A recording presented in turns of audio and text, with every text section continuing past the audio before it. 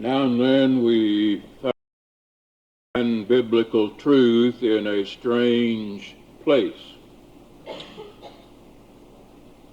A political pundit, William Safire, was inquiring a few days ago in his syndicated newspaper column as to what the best gift would be for the fathers of our country. And he said it isn't in anything that is material. It is in the regaining of the respect and the dignity of the title and the role of father. And there is a grand biblical truth in his statement, whether he was aware of that or not. He rehearsed a bit of history by illustration. Philip of Macedon, the father of Alexander the Great, sent Alexander to school to Aristotle, and in the very days of the youth of that man, coming home on a visit from his studies under Aristotle, was asked of his father, King of Macedon, about subjectivity, submission to authority, to the king, his attitude toward authority. And young Alexander said, "I will never, as long as I live, regardless of the circumstances, bow to a king." And his father said, "Then I understand that you have no respect for my office as king." And young Alexander commented in a bit of wisdom that I have not run into before. He said, "My respect to you is greater than king. You're my father. You're my father." Now let's read Malachi, the first chapter, and verse 6. "A son honoreth his father, and a servant his master. If then I be a father, where is mine honor? And if I be a master, where is my fear, saith the Lord of hosts unto you." It's an impossibility for anyone in any era, under any circumstance, to become pleasing unto God, except and unless they revere God as their Father. And the Lord of hosts, inquiring through Malachi to an apostate people of the Hebrew nation, "If I then be a father, where is mine honor? Where is the respect that is due a father?" And when Philip and Alexander of Macedon were carrying on that conversation in which the youth commented that he had respect unto Philip not as king but on a higher level as father, he's stating this grand principle of Malachi 1 and 6. And it establishes that there is a definite and distinctive role of the father in the families of society that in the event that it is missing will cause society to come to ruination. And therefore, through the Testaments, Old and New, particularly in the Ecclesiastes, in the Psalms, and in the Proverbs of the Old Testament, and in the epistles of the Apostle Paul and others of the New Testament, that emphasis on honor thy father and thy mother is not merely so much talk from those who would endeavor to bring children, sons and daughters, into submission to parental authority. but there's a reason for it all. The mother is able of showing tenderness and love, sympathy and empathy, and showing affection in a manner that the father is incapable of manifesting. And the father is capable of showing an authority that the mother cannot master and cannot muster. It simply isn't there. And for that reason, the father will sometimes be looked upon as very, very stern, as an authority figure, as one to be feared rather than loved and respected. But in that fear, there is reverence. There is reverence. It must be there in the families of the earth and in the family of God, the children of God. I read something else in the paper the other day. All of the telephone companies have about the same figures. And that is that on Father's Day, the collect calls go up 45%. It's the worst day of the year for collect calls. And so the love for the Father is really genuine, isn't it? They call, but it's collect. If a son or daughter fails miserably in life, it hurts mother. It disappoints father. There's a difference in those points. When the children of the earth fail God,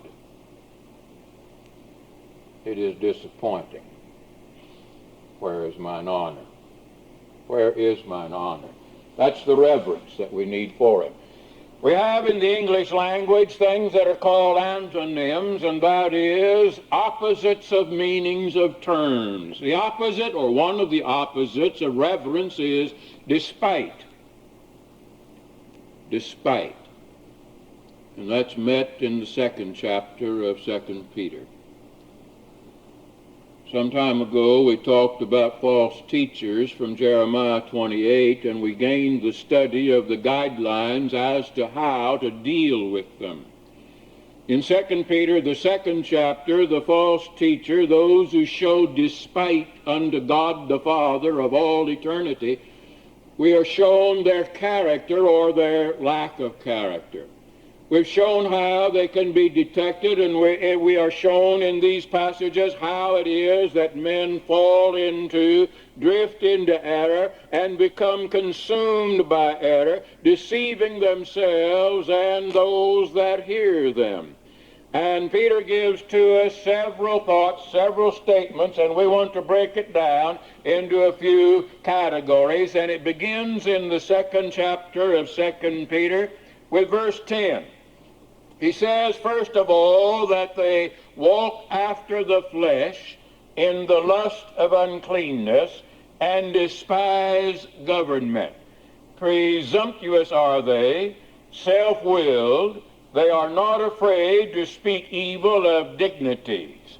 Whereas angels, which are far greater in power and might, bring not railing accusation against them before the Lord.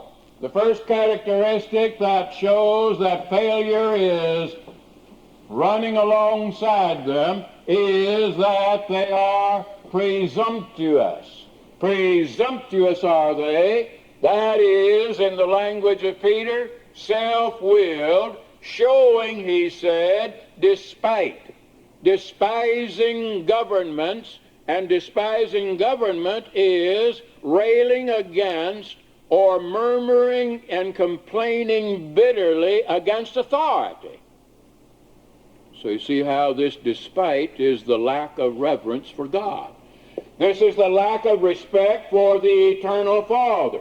Make the applications to the family of God. Make it to the application to the family in the world. That if there is that lack of respect, that lack of reverence for God, lack of respect, lack of reverence for Father, lack of respect, lack of reverence for authority, it is the despising of any governing power, and therefore it is a murmuring against, a complaining against, a railing against. Whereas in Jude 6 we are taught, or in Jude 9, we are taught that even Michael the archangel, when confronting Satan, the evil one, the master of all seduction, that Michael the archangel dare not bring a railing accusation. That he did not bring a railing accusation, that is, showed despite to Satan himself. God is going to take care of that.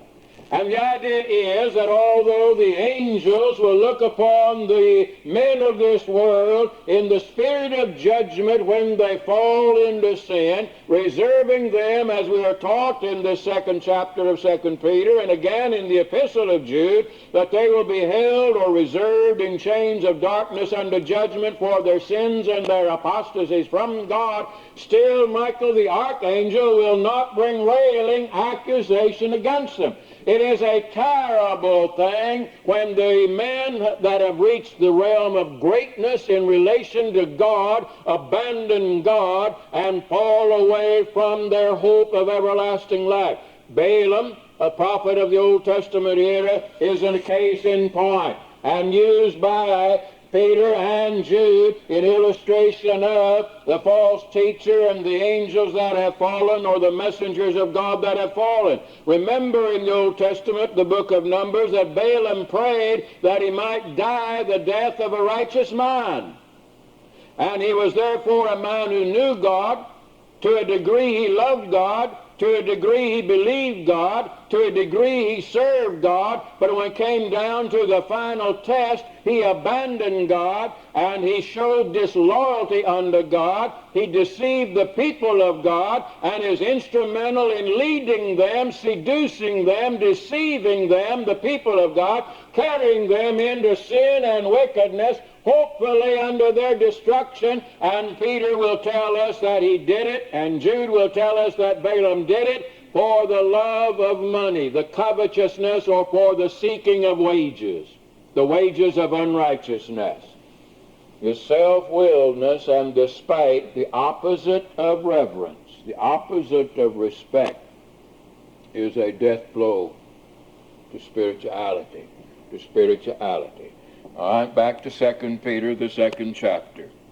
And we now see that they are given unto sensuality, that they are presumptuous, that is self-willed, showing despite unto governments, and railing against all power and authority. Now it is that they are sensual. And he speaks in the 2nd chapter of 2 Peter of their gluttony, and therefore alluding to the idea that they will come to what they call the love feast in the church, sitting down at the table with the brethren. And these love feasts were set up. They were appointed that those who had plenty of food on hand and in supply would bring together their supply, and then those brethren who were more impoverished or weaker in the economy, they would call them in, be sure they were there, because this was for their benefit. It was a case of hospitality. It was an exercise of brotherly love. It was a show of affection and fellowship. It was a dining together. And the purpose of it was to assist those who were hurting, to assist those who did not really have enough to eat. But he says they made gluttons of themselves. They ate to the fill, and they drank to the point of being sated. And that they were spots in the love feast. That is, they were a blight on the very spiritual purpose of this gathering of the love feast. They had corrupted its intent and purpose, and therefore they were spoiling it on themselves in selfishness, not in generosity, giving to those in real need. Gluttony, drunkenness, these things of the sensual life. We're told that the Gnostics, historically, the Gnostics are mentioned by Paul in reference to their idea that you could be a better Christian if you didn't marry and if you didn't eat meat. But they had some other notions too.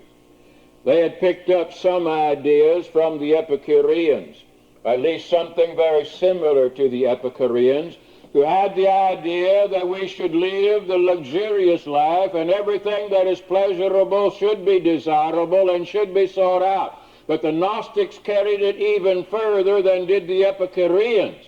The Epicureans were trying to keep it within the realm of temperance.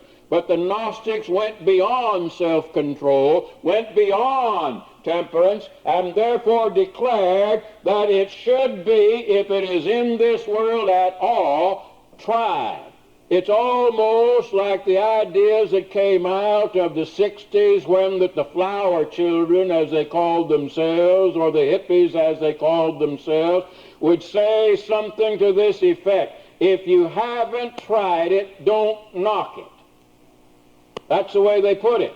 Now, I don't have to try murder to knock it.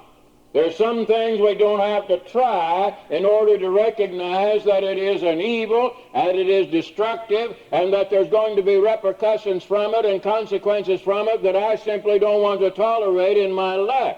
But the idea of the 60s was, if you haven't tried it, don't knock it. That was the way the young people were getting back at or arguing with their fathers and their mothers when their parents would say, there's something terribly wrong with this that you're about to do. I want you to sit down and think about it, and I want to show you what is wrong about it, why I am opposed to it. I'm not simply telling you, no, it cannot be. I'm telling you why it cannot be and must not be. And they would come back with that smart answer, that if you haven't tried it, don't knock it. See? They dealt with that on the subject of marijuana and LSD and the other drugs of that era. If you haven't tried it, don't knock it. So they tried it, and then they jumped off the Empire State Building. The LSD gave them hallucinations, and they thought they could step out in front of an automobile or a bus or an 18-wheeler and stop it with one hand. If you haven't tried it, don't knock it, they said. Well, that's illogical. It's irrational, aside from the fact that it is totally irreverent and disrespectful. It's foolishness gone to seed. It's foolishness gone to seed. But the Gnostics of the day of Peter and Paul had that very idea. And they put it in these words that I gave you earlier. That is, if it is here in the world, we must try it. If it is here and is a possibility, we must try it. Now, we need to challenge ourselves, and we need to see what we can do in this world, but we need to be able to rationally, logically, honorably, honestly, truthfully, reverently, respectfully try those things that are a positive and a benefit, not a negative and a destructive thing. That we have to be able to see through it to its consequences before we engage it. Before we engage it. That's the only course that wisdom will allow. And that's why it is that there are supposed to be fathers and mothers who are old enough to show wisdom, experience, maturity, and knowledge to their young people, to spare them the hurt of the consequences of some things. For granted, there are some things we know that you don't know yet.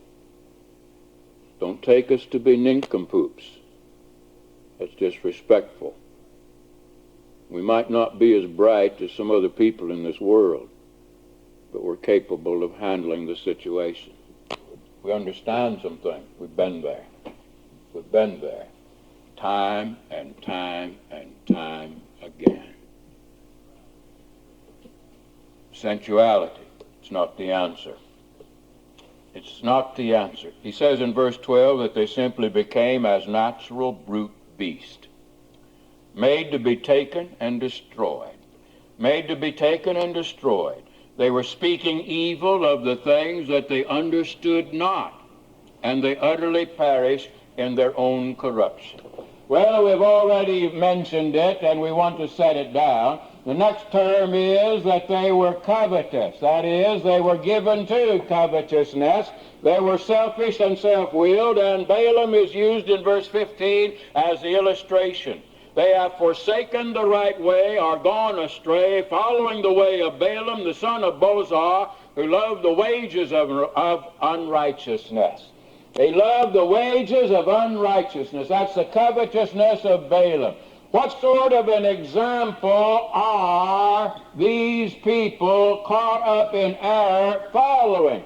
What is their role model? Are they looking unto Jesus and the way that he lived and walked and talked while he was on earth? Are they looking to Peter or Paul or James or John? Are they looking to some other godly individual, Old or New Testament, that was blessed of God because of their reverence toward God and their obedience in the truths of God? No. They're looking to Balaam. They're looking to that man who deliberately endeavored to destroy Israel by cursing them rather than blessing them. Deliberately endeavored to set them up that the enemies of Israel could overrun, overwhelm, and destroy them. He was endeavoring to destroy his own people. He played the part of the traitor, even as Judas did in betraying Jesus to the cross. The unrighteousness of Balaam is a terrible scene in Old Testament history. No matter how much good he may have done earlier, no matter how much faith he may have had in God at an earlier moment, no matter how much loyalty he might have expressed unto God at an earlier day, he has now washed it all away in a moment. And he led his people by seduction into sin. The false teachers, the false individuals, Old or New Testament wise, therefore Israel of old or the Christian of the new, who follows this sort of a pattern always succeeds in seducing the novices, new Christians, or those that are weak, those that are young. They always succeed in deceiving them, seducing them, and ultimately destroying them. We are to work one with another in a way that stabilizes, roots, and grounds us in the faith, shores up the gaps in our character, builds hope and comfort and strength, draws us as a knit body tight together that we might be able to face Satan and temptation. But Balaam was an evil worker, and the novice, the young, the new in Israel were led off by his sensual, covetous practices into condemnation.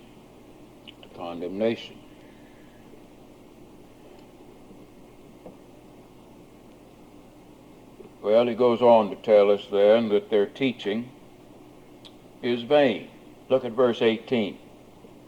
They speak great swelling words of vanity. Their teaching is vain. Great swelling words of vanity. That is something that attracts the attention to them and allures through the lust of the flesh. That's emotionalism. That's sensationalism. That is the loosening of the ideas and the notions concerning conduct, moral matters, ethical matters, where that they begin to teach that things immoral are in fact moral, that things unethical are proper to be done, and therefore they lead away, they appeal to the pleasures of sin. And the deceitfulness of it has carried them away, and that will allure others. They allure through the lust of the flesh. The spirit of the loosening of standards, the spirit of the lowering of values, the spirit of saying that was all right for your generation, but this is a new day. And we're going to try these things. That spirit is the allure to the flesh, and therefore it is wantonness. Those that were clean escape from them who live in error. It is a dangerous thing. is telling us that this is a dangerous approach, that none of us are exempt to the degree that we can say we are immune to that allure. For the lust of the flesh is with us. The lust of the eye, the lust of the flesh, and the vainglory of life, it is with us. It's in our flesh. And if people decide to tap that lust, we must escape. The clean will escape. Now, in the earlier portion of these verses and chapters of 2 Peter, we have emphasized the knowledge that has been brought to our attention in the gospel of Jesus Christ. And it is the knowledge of God, that is, the knowledge that God has revealed unto man for the benefit of man.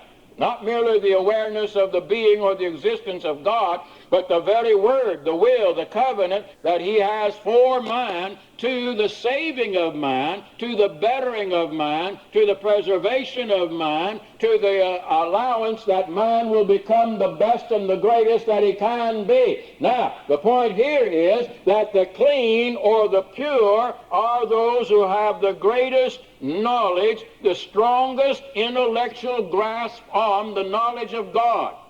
And therefore, the greater our knowledge, the greater our ability to withstand the temptations of Satan himself, the greater our ability to escape or to say no when no must be said.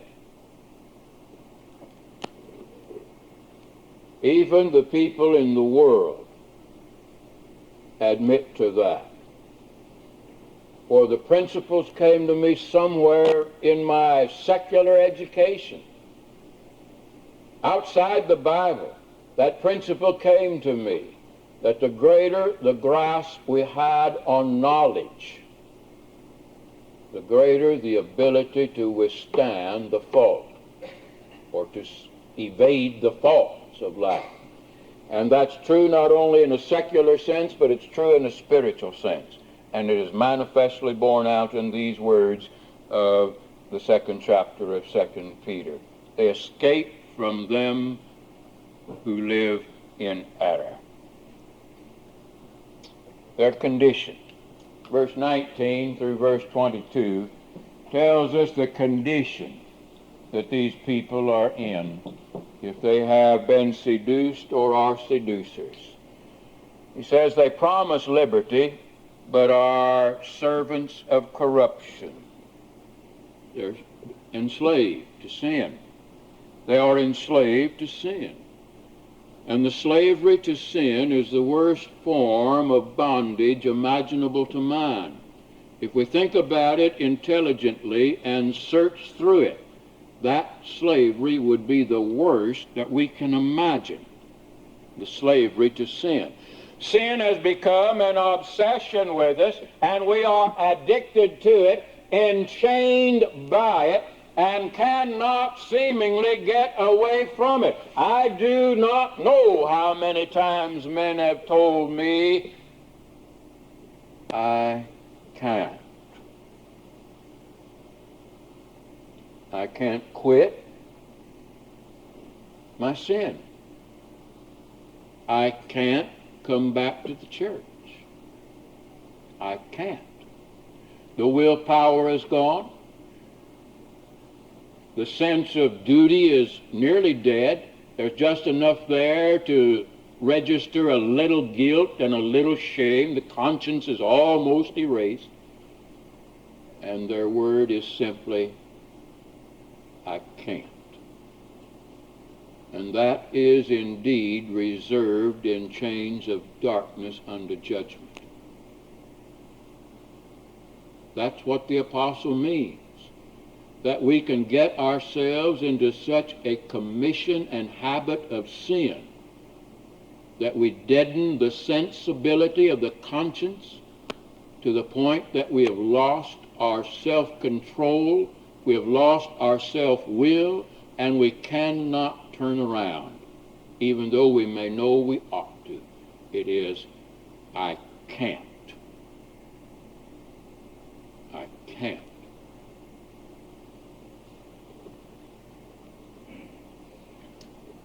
You says if men are brought to that, they are overcome by sin and in bondage. And now here's something else. This is the worst condition of all. It's possible that earlier on they had truly obeyed the gospel. They had escaped, he said, the pollutions of the world through the knowledge of the Lord and Savior Jesus Christ. But if they are again entangled therein and overcome in the world, in sin, the latter end is worse with them than the beginning. And that's due to the fact that, as we have just noted, that they are draining their energy of the soul off to such a degree that they reach the point of saying, I know what I ought to do, and to a degree I want to, but I can't. In Hebrews 10, we have a connected thought. In verse 29 of Hebrews 10, of how much sorer punishment, suppose ye, shall he be thought worthy, who hath trodden under foot the Son of God, and hath counted the blood of the covenant wherewith he was sanctified an unholy thing, and hath done despite unto the Spirit of grace. All right, we've gone to that verse for 2 or 3 reasons, and the connections are apparent. That he has established that even as Peter says, these are men who despise governments. Now it is in Hebrews that Paul goes back to the word despite. In Hebrews 10 and 29, he's making the bookend for us, that is couching the lesson in between the 2 passages of 2 Peter 2 and Hebrews chapter 10. They that despise government, 2 Peter 2, verses 1 and 2, are those who will also show despite unto what he called the covenant of blood. That's the New Testament. In so doing, show despite unto the Spirit of grace. All right, the Spirit revealed the covenant. Christ, in his grace, by the blood, bought that covenant. And therefore the covenant and the Spirit are parallel. The blood and the grace are parallel. And the one that shows despite under the covenant is trampling on the blood that the grace of God revealed in the Spirit. In the very Spirit of Jesus Christ, and gave upon the cross. And he says, of how much sorer punishment do you suppose he is worthy? That is in contrast to the law. Under the law of Moses, the criminal died by 2 or 3 witnesses' voice. How much sorer is the punishment and the worthiness of that punishment if we trample underfoot or show despite to the Spirit of the grace of God by ignoring the covenant of his blood, by rejecting the gospel. It's a terrible question to contemplate. And we're not endeavoring to become emotional or maudlin in any way whatsoever. It's just the plain facts of the case. If we do not obey the gospel of the Son of God, we are hopeless in eternity. It's the blood-bought covenant, and it is the Spirit of his grace that gave it. And we cannot ignore it. Now, that shows reverence. That shows the fatherhood of God. And it's going to be such a disappointing thing to him if we are lost. A disappointing thing. Let not Malachi's indictment of Israel of old be our indictment. God is our Father. Let us honor him. Let us honor him in full reverence. No despite, no murmuring, no railing, no accusations. Only loyalty and obedience, born of perfect reverence for our Father. You come to Jesus while we stand, while we sing, please.